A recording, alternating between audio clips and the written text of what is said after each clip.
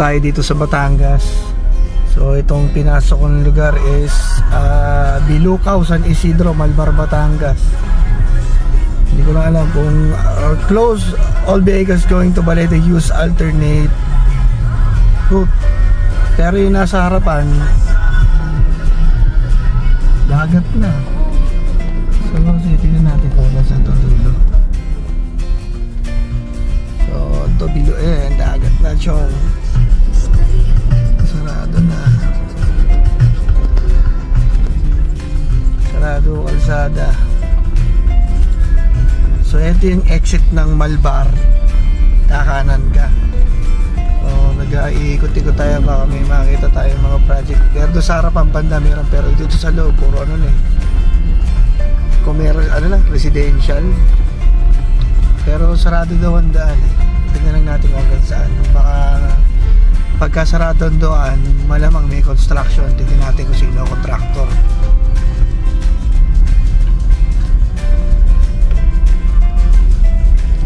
Malaman natin kung sino contractor ng ginagawang saradong daan.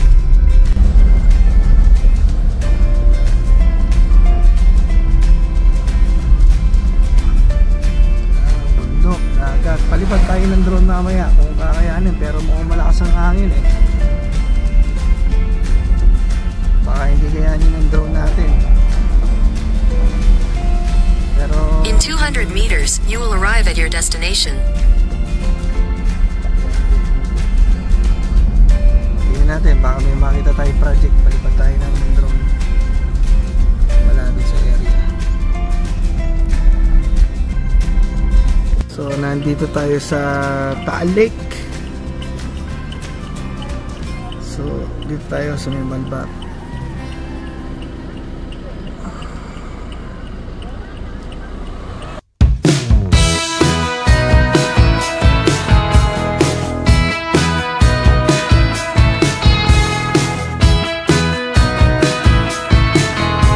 Ngayon mga paps, nandito tayo ngayon sa Barangay Look. Di ko lang alam kung Malbar, Batangas ang nakakasakop nito o Tanawan. So ito yung Taal Lake at ayun yung Taal Volcano. So nadaan tayo dito sa tulay na bakal.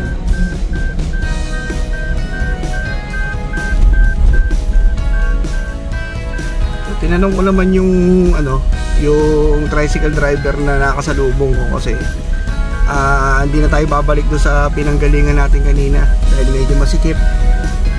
So ang babaybay natin na daan is going back to Tanawan, Batangas.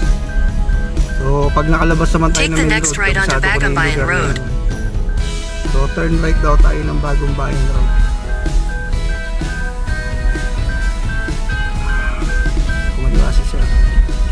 Kaso resort na to eh. So ano na to, Taal Lake na tong pag kumaliwa ka.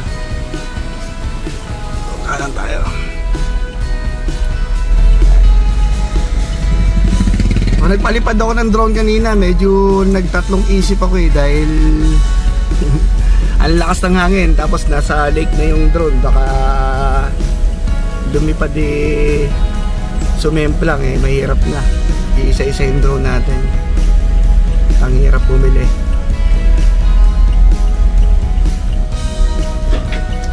So nung pumutok yung Taal, malamang ito yung isa sa mga apektadong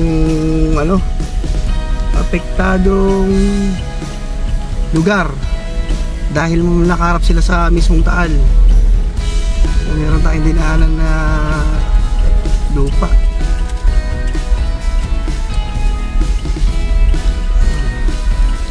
So magkakatabi kasi ito yun eh, Malbar, Tanawan, tapos Laurel.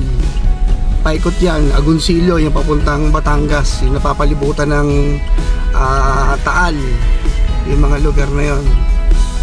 So sa ngayon, balikan ko kayo mga paps at focus muna tayo sa pagdadrive.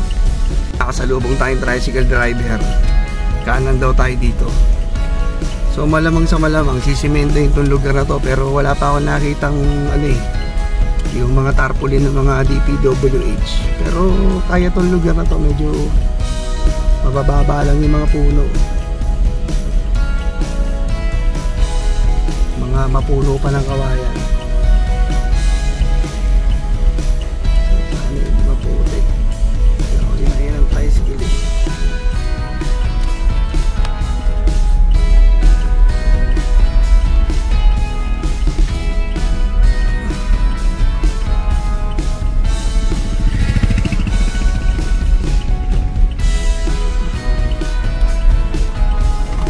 Liblibing lugar, paps.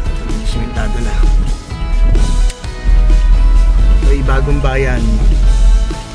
Yung ito naman ay mga paps, balik tayo sa road trip natin na may kasamang hanap buhay. So, hindi na tayo babalik doon sa dinaanan natin kanina dahil medyo masikip ang kalsada. At saka may oras pa naman dahil yung kausap ko ay ano pa, nasa Laguna pa. So ang binabaybay kong daan ay Bagong Bayan Road. Nandito tayo ngayon sa Barangay Bagbag, Zone 2. So nasa looban to ng between Malbar, Batangas and Tanawan, Batangas. So ang sarap ng klima dito. Sarap ang simoy ng hangin, mga paps.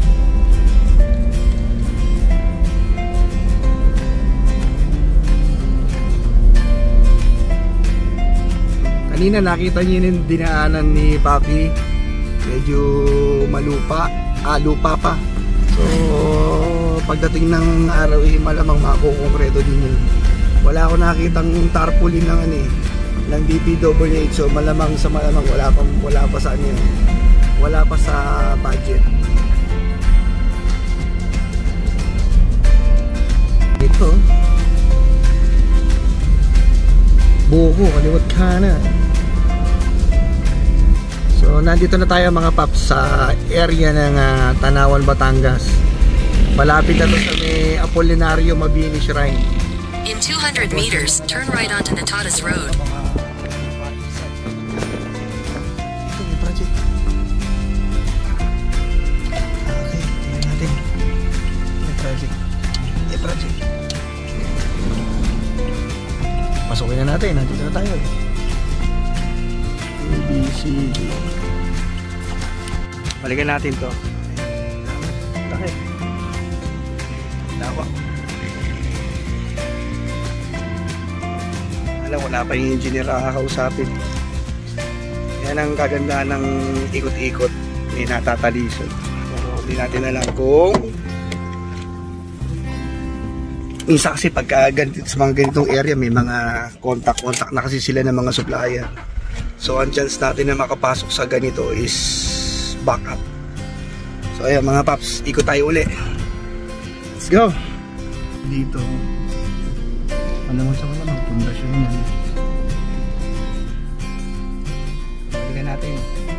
Medyo break time to.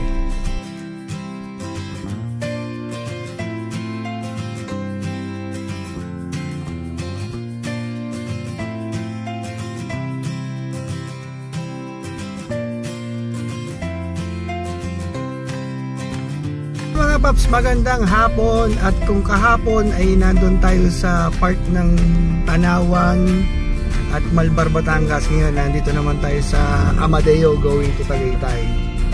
So after nito didiretsuhin natin itong Amadeo, papunta tayo ng Nasugbu, Batangas. So pagka hindi umuulan, magpapalipad tayo ng drone. Pero pag umulan, wala tayong magagawa. So balikan ko kayo mga paps. Sana walang pagpukdo sa pupuntahan natin. So ayan na nga mga paps, nandito na tayo sa Tagaytay. Ang dinaanan natin kanina ay Amadeo kaya Tagaytay. So kakanan tayo dito ngayon sa ito pa project sa kabila. Matong kanto. Paikutan natin yan. So kakanan tayo ng Mahogany, tapos tatagos na to dun sa highway ng Tagaytay Nasugbu na kalsada.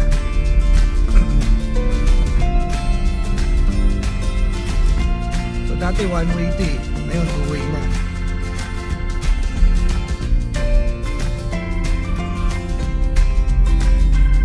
Kami na rin mga kainan dito sa kanan. O hindi na lahat nakakonsentrate yung mga kainan dun sa may Tito Bis din, no? Tito B. So, dito sa lugar na to, marami na rin mga events place. Kung gusto nyo ng kasal, lahat ng mga events, marami na dito sa loob-looban yan. Yan yung mga papasok sa loob na yan, marami na mga events place dyan. Tapos kung gusto nyo bumili ng murang per kilo ng baka, ito yung Mahogany Market. Yan, papasok kayo dyan sa loob.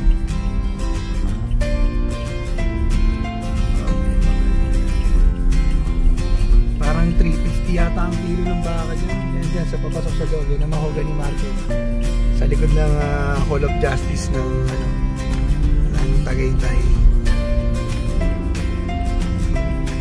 Mabigat dyan.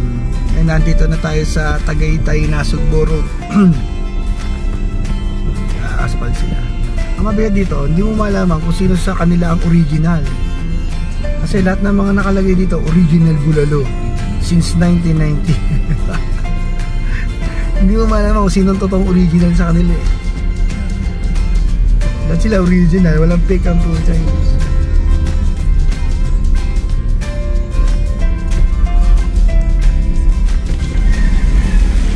Kahapon, nandun tayo sa side na yun. Doon, sa kabila. Sa kabilang side ng Taal, nandun ako kahapon. Ngayon, nandito na tayo sa taas ng Tagaytay.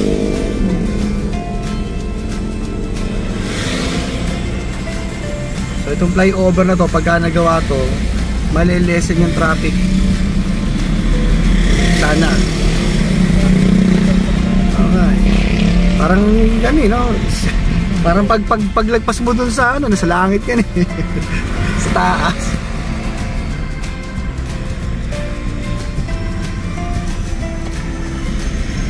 So, yan ang solusyon nila dun sa intersection dito para ma-less yung traffic dito sa Tagaytay. Kasi dito sa part ng Tagaytay na to, bukod dun sa may circle at saka dun sa may tapat ng SMDC na maraming kainan, dun nagkakaroon ng traffic.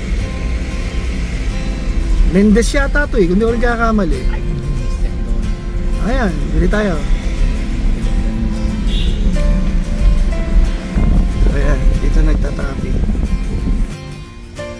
Stop over muna tayo mga paps. Dito pa rin tayo sa area ng Tagaytay. Sarap na malamig pa. Sarap tumamay dito. Papunta pa kami na Nasugbo, Batangas eh. After na Nasugbo, Batangas, balik Manila. Parang ginawa ko kahapon. Biyahe ng Batangas, balik Manila. Ano lang, trabaho na ito. Ikot-ikot. Road trip.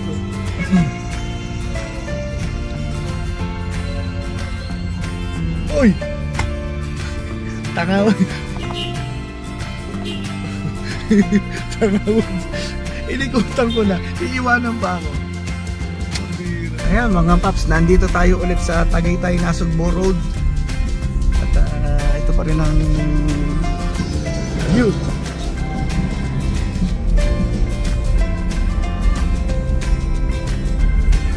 Ayan. Mga kubo-kubo, mga bagong kainan.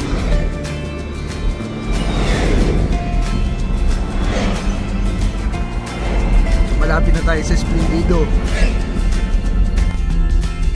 Tayo sa Lakes.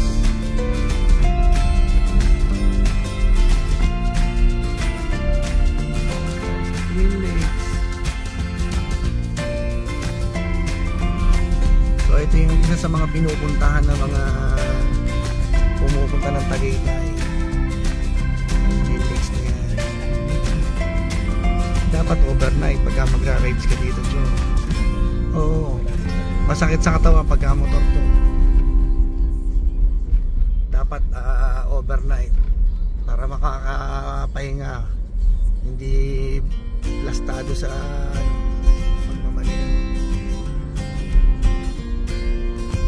Sa part ng Tagaytay nito, paano na to eh, Nasugbo area, marami rin bilihan ng mga pwede tayong bumili dito, tsaka mamaya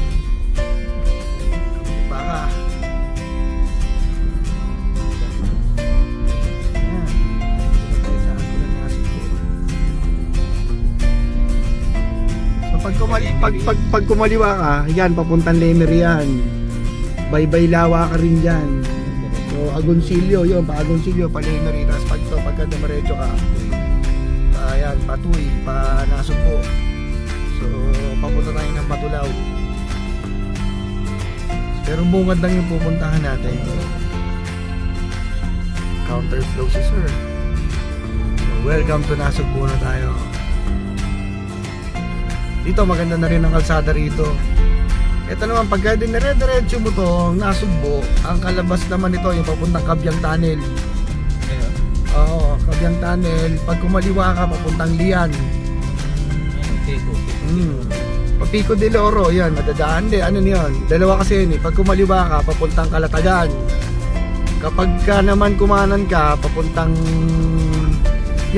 Pico de Loro. Tapos kadiretso ng Pico de Loro, yung yan, Cabiang Tunnel. Tapos pabalik ka ng Ternate. Maragondon muna, Maragondon, Ternate, tapos Naik. Magkakasunod-sunod yan, Naik. Tapos ano pa ba? O yun, pabalik ulit ng General Trias, going to Kawit, Cavite, Coastal, pabalik ng Manila. So, yan yung mga pinupuntahan natin na area na naiikutan natin. So, trabaho natin, road trip. Hanap-hanap ng mga dapat hanapin.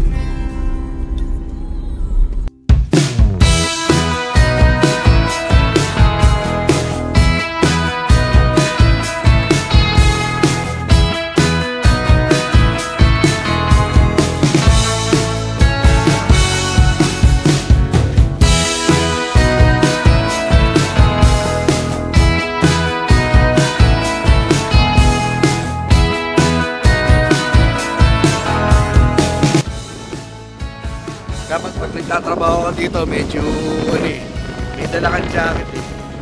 Grabe yung lamig, sobrang lamig. So nandito tayo ngayon sa Nasugbo, Batangas, pero bungat lang. So ito yung parang park nila. Nakakayo.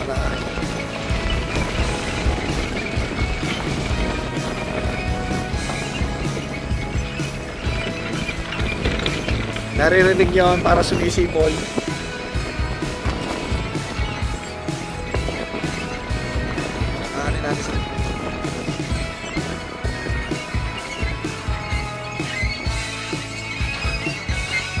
Yun lang ngit-ngit ng ano.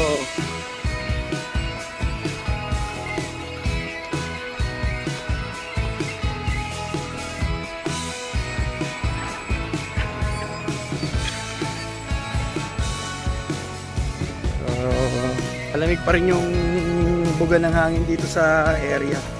So, January pa lang at saka medyo umago ng konti. So, hindi namin inabot yung dapat na pupunan namin dahil natapos na yung ano nila, trabaho nila ngayong araw. So, next project tayo. Ikot ulit.